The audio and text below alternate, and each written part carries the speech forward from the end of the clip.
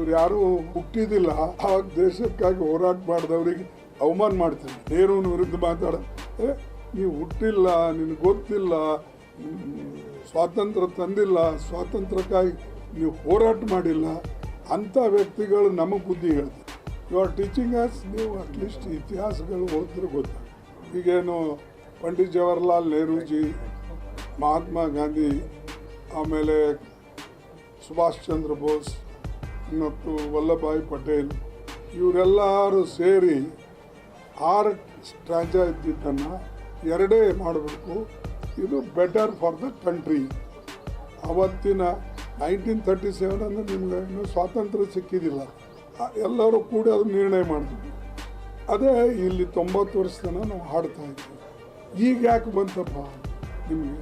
ನೀವು chief minister ಇದ್ದಾನೆ ಮೋದಿಯವರು, ಮತ್ತು ಯಾಕೆ ಹಾಡಲಿಲ್ಲ? ಈಗ 11-12 ವರ್ಷ ಆಯ್ತು ಈಗ ಪ್ರೈಮ್ ಮಿನಿಸ್ಟರ್ ಆಗಿ ಬಂದು, ಇಲ್ಲಿವರೆಗೆ ಯಾಕೆ ಮಾಡಲಿಲ್ಲ?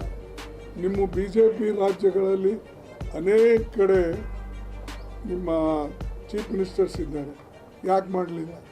ಅಂದರೆ ನಿಮಗೆ ಯಾವಾಗ ಬೇಕು ಆವಾಗ ಒಂದೊಂದು ಹೊಸ ವಿಷಯ ತಂದು ಇಲ್ಲಿ ಏನು ನಾವು ಒಂದೇ ಮಾತ್ರ ಹಾಡಕ್ಕೆ ಬೇಡ ಅಂದಿದ್ದೀವಿ, ನಾವು ಅದೇ ಹಾಡ್ತಾ ಇದ್ದೀವಿ.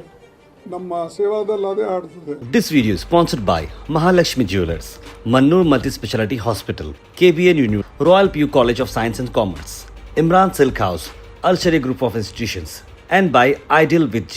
Modi says policies should be formulated based on the needs of the country and its people, rather than forcing the country to adopt the policies themselves. That is what Pandit Jawaharlal Nehru did. He did according to needs. At that time, aim was needed, he did. Public sector was needed, he did. Then he needed education is important, so many aims. Then this IIT, IIM, ಇವೆಲ್ಲ ಮಾಡಿದ್ದು ಅದರ ಸಲಕ್ಕೆ. In that circumstances ನಮ್ಮ ದೇಶದಲ್ಲಿ ಏನು ಇರಲಿಲ್ಲ, engineering college, medical college ಇವು ಇರಲಿಲ್ಲ ಅವಾಗ. ನಮ್ಮಲ್ಲಿ ಈಗ ಒಂದೇ ಮೆಡಿಕಲ್ ಕಾಲೇಜ್ ಯಾವಾಗ ಬಂದಿದ್ದು, ಅದನ್ನು ಜವಾಹರ್ಲಾಲ್ ನೆಹರು ಟೈಮ್ನಾಗ ಬಂದಿದ್ದು, ಇಲ್ಲಿರೋದು ಬೆಳಗಾಂನಾಗ ಇರೋದು. ಇವೆಲ್ಲ ನೆಹರು ಕಾಲದಲ್ಲೇ ಪಂಚವಾರ್ಷಿಕ ಯೋಜನೆ ಕೆಳಗೆ ಬಂದಿದ್ದು. ಅದಕ್ಕೆ ಯಾರೇ ಮಾಡಿದ್ರೂ ನೀಡ್ ಬೇಸ್ಡ್ ಮಾಡಬೇಕು ಅಂದ್ರೆ ಅವ್ರ ಬಳಿ ಪ್ಲ್ಯಾನ್ ಬೇಕು. ಆ ಪ್ಲ್ಯಾನಿಂಗ್ ಡಿಪಾರ್ಟ್ಮೆಂಟು ಇಲ್ಲಿನ ಸ್ಥಿತಿಗತಿಗಳನ್ನು ನೋಡಿ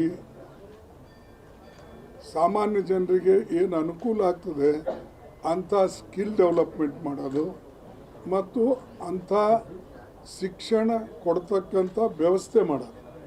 ಈಗ ಅದನ್ನು ಈಗ ಮೋದಿಯವರು ಬಿಟ್ಟೇ ಬಿಟ್ಟಾರೆ. ಅದಕ್ಕೆ ಅವ್ರು ಹೇಳೋದೇನೆಂದರೆ, ಯಾರು ಏನಾರ ಮಾಡ್ಕೊಳ್ಳಿ, ನನಗೇನು ಬೇಕು ಅದನ್ನೇ ನಾನು ಮಾಡೋದು. ಸೊ ನೀಡ್ ಬೇಸ್ಡ್ ಎಲ್ಲಿ ಮಾಡಿದ್ದಾರೆ. ನಾನು ಸ್ಕಿಲ್ ಡೆವಲಪ್ಮೆಂಟ್ ಸೆಂಟರ್ಗಳ ತರಕ್ಕೆ ಜರ್ಮನಿ ಸರಿ ಇದು ಮಾಡಿದ್ದೆ. ಈ ಗುಲ್ಬರ್ಗಾದಾಗ ಒಂದು ತಂದಿದ್ದೀನಿ, ಬೆಂಗಳೂರಿನಾಗ ಒಂದು ತಂದಿದ್ದೀನಿ.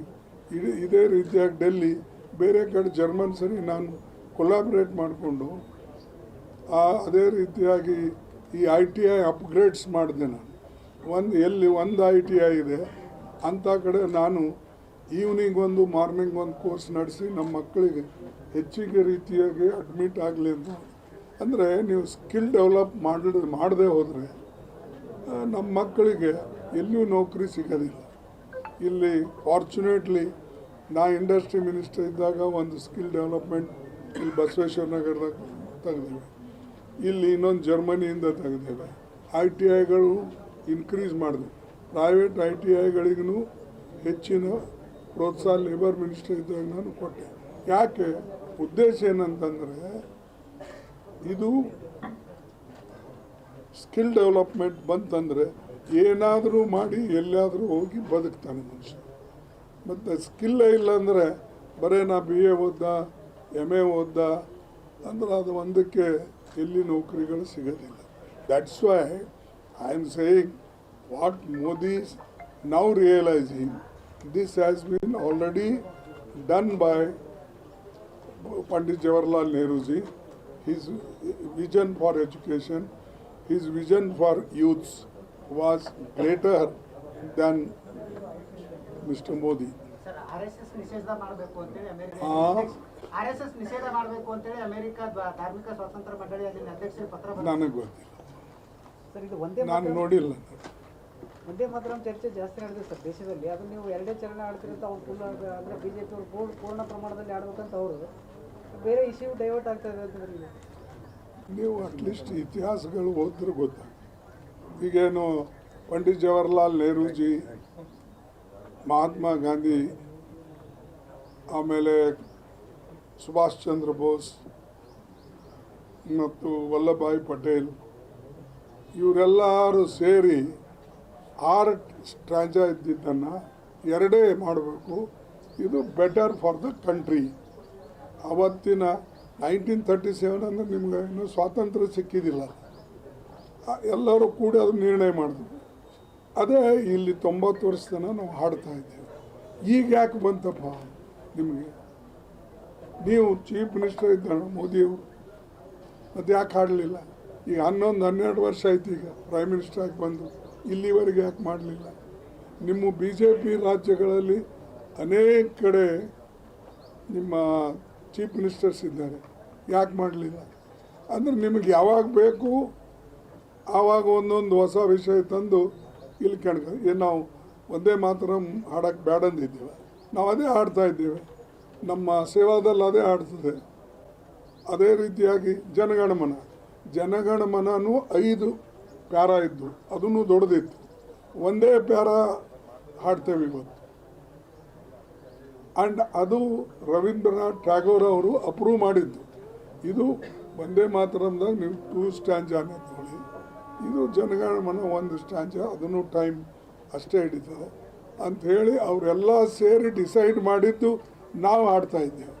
ನಾವು ಇದು ಹಾಡಿದ್ರೆ ದೇಶದ್ರೋಹಿಗಳ ಅಂದ್ರೆ ರವೀಂದ್ರನಾಥ್ ಟ್ಯಾಗೋರ್ ದೇಶದ್ರೋಹಿನ, ಜವಾಹರ್ಲಾಲ್ ನೆಹರು ದೇಶದ್ರೋಹಿನ, ವಲ್ಲಭಭಾಯಿ ಪಟೇಲ್, ಸುಭಾಷ್ ಚಂದ್ರ ಬೋಸ್, ಅಬ್ದುಲ್ ಕಲಾಂ, ಆಜಾದ್ ಇವರೆಲ್ಲ ದೇಶದ್ರೋಹಿಗಳ? ಇವು ಮತ್ತು ನೀವು ಇಲ್ಲಿವರೆಗೆ ಯಾರು ನೀವು ದೇಶದ್ರೋಹಿ ಇದ್ದೀರಾ? ಇವು ಸುಮ್ಮನೆ ಒಂದು ದೇಶದಲ್ಲಿ ಪೊಲರೈಸೇಷನ್ ಮಾಡೋ ಪಾಲಿಟಿಕ್ಸು ಅವ್ರು ಮಾಡಲದು. ಇದು ಸರಿ ಇಲ್ಲ, ದೇಶಕ್ಕೆ ಒಳ್ಳೆಯದಿಲ್ಲ.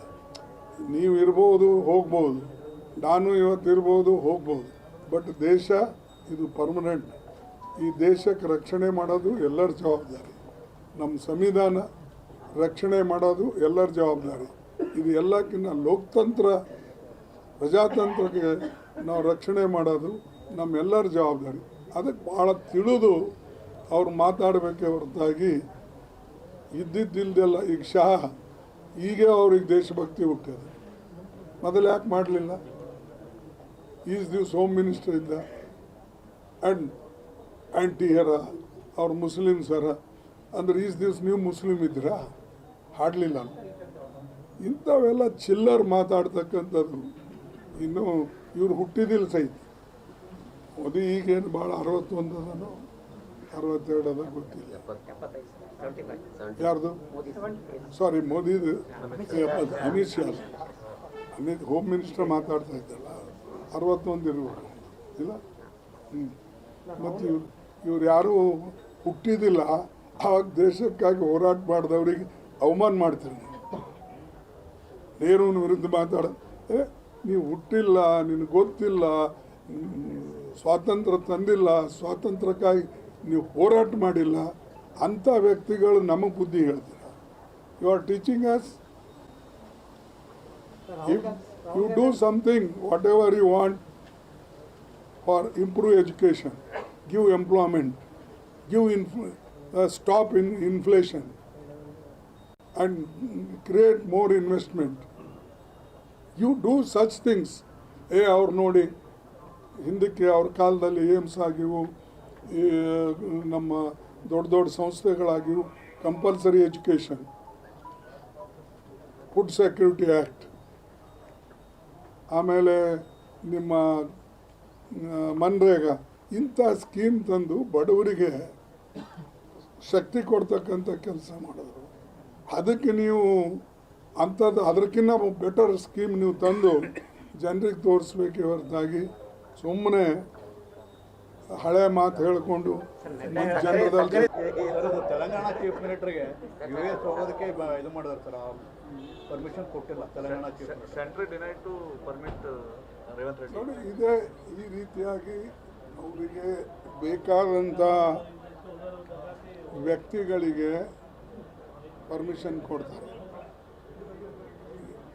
ಇವರು ಆಂಧ್ರ ಪ್ರದೇಶ ತೆಲಂಗಾಣದು ಒಬ್ಬ ಚೀಫ್ ಮಿನಿಸ್ಟರ್ ಮತ್ತು ತೆಲಂಗಾಣ ಆಂಧ್ರ ಜನ ವಿಶೇಷವಾಗಿ ಅಮೇರಿಕಾದಲ್ಲಿ ಭಾಳಷ್ಟು ಈ NRIs ಇದ್ದಾರೆ.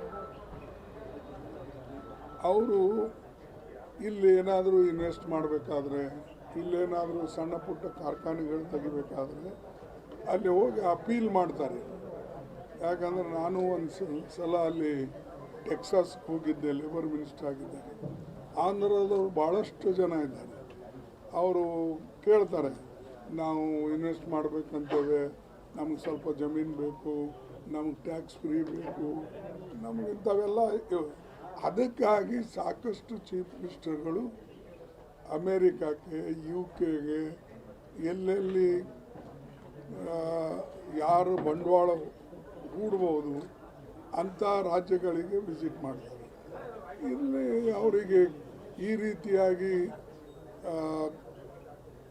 ಪರ್ಮಿಷನ್ನ ಡಿನೈ ಮಾಡೋದು ಇದು ಅನ್ಯಾಯ.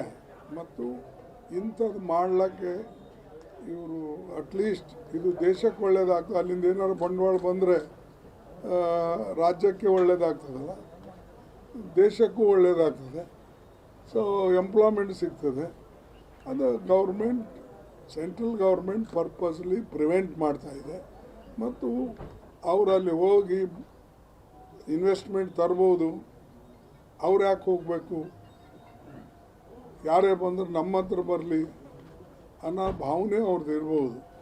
ಬಟ್ ಇದು ಭಾಳ ತಪ್ಪು ಮತ್ತು ನಾನು ಇಂಥ ಆ್ಯಟಿಟ್ಯೂಡನ್ನು ಕಂಡೆಮ್ ಮಾಡ್ತೇನೆ. ಯಾಕಂದರೆ ನೀವು ಯಾವುದೇ ಸರ್ಕಾರ ಇದ್ರೂ ಕೂಡ ಇನ್ವೆಸ್ಟ್ಮೆಂಟ್ ತರೋದು ದೇಶಕ್ಕಾಗಿ ತರ್ತದೆ. ಒಬ್ಬ ಚೀಫ್ ಮಿನಿಸ್ಟರ್ ಇವತ್ತು ಇರ್ತಾನೆ, ನಾಳೆ ಇರಲ್ಲ. ಆದರೆ ಇನ್ವೆಸ್ಟ್ಮೆಂಟು ಅಥವಾ ಕಾರ್ಖಾನೆಗಳು ಬಂದಿವು, ಅವು ಅಟ್ಲೀಸ್ಟ್ ಇಲ್ಲಿ 15, 20, 50 ವರ್ಷ ಇರ್ತಾರೆ. ಅದಕ್ಕೆ ಈ ಅವರು ಡಿನೈ ಮಾಡಿದ ತಪ್ಪು ಮಾಡುವ. This video is sponsored by Mahalakshmi Jewelers, Mannur Multi-Speciality Hospital, KBN Union, Royal PU College of Science and Commerce, Imran Silk House, Al Sharia Group of Institutions, and by Ideal with G.